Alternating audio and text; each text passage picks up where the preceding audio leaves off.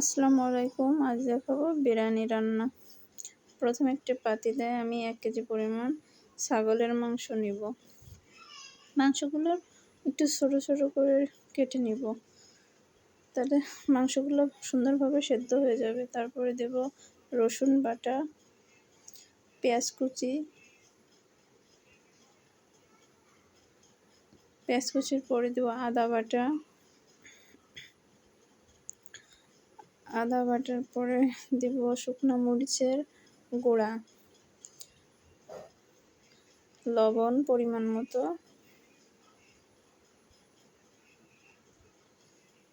প্রাণ বিরিয়ানি মশলা দেওয়া। আজ আমি এটা রান্না করব। আমার কাছে রাঁধুনিটা বেশি ভালো লাগে, কিন্তু রাঁধুনিটা শেষ, এজন্য প্রাণ গুঁড়া মশলাটার সম্পূর্ণটাই আমি মাংসের সঙ্গে দিয়ে দেব। নর্মাল সয়াবিন তেল,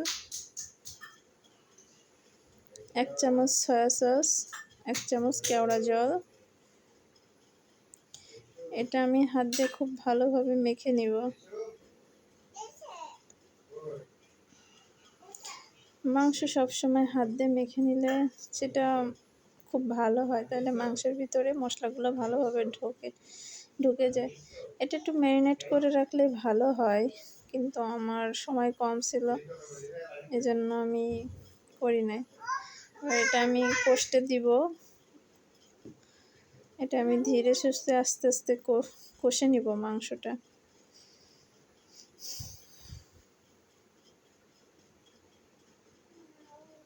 এটা আর একটু কষতে হবে। আমি 1 কেজি পরিমাণ চিনি গুঁড়ো চাষের সুগন্ধি বাসমতি চাল নিব। বাসমতি না, চিনি গুঁড়া চাল নিব চাষের।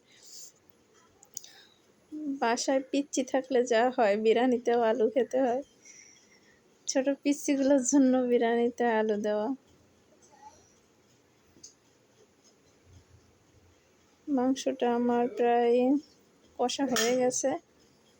এবার বিভিন্নভাবে রান্না করা যায়, 2 ভাবে রান্না করা যায়। একটা হচ্ছে মাংস উঠায় রান্না করা যায়, আর একটা একসঙ্গে দিয়ে।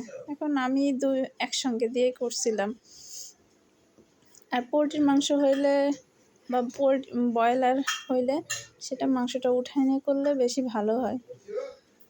এটা একটু চুলার আঁচ কমায় একটু সময় নিয়ে আস্তে আস্তে বেশ খানিকক্ষণ সময় কষালে ভালো হয়। তারপর আমি মেজারমেন্ট কাপের 8 কাপ পানি দিব। যেহেতু চাল আমার 1 কেজি, 8 কাপ পরিমাণ দিয়ে পানি দিয়ে গরম পানি দিতে হবে। গরম পানি দিয়ে এটা আমি ঢেকে দিব। ভালোভাবে নেড়ে চেড়ে এটা ঢেকে দিব। চুলার আঁচ একদমই লো থেকে একটু বেশি দিব। লো দিলে ভালো হয়, কিন্তু আমি লো থেকে একটু বেশি দিছিলাম। মাঝে মাঝে ঢাকনাটা উঠায়ে এটা আমি নেড়ে দিব, যাতে উপরটা নিচে যায়, নিচেরটা উপরে যায়। তারপর আবার ঢাকা দিব। অফ ক্যামেরায় আমি অনেকবার এটা নেড়ে দিছিলাম।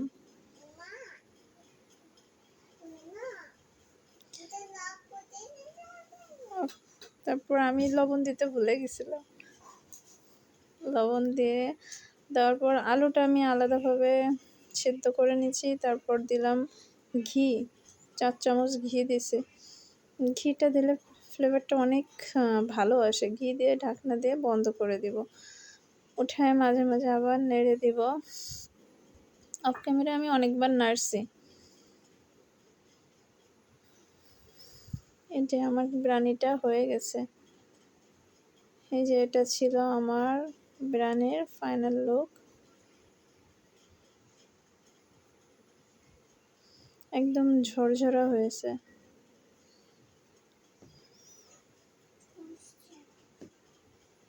বিরিয়ানিটা দেখতে অনেক সুন্দর লাগছে।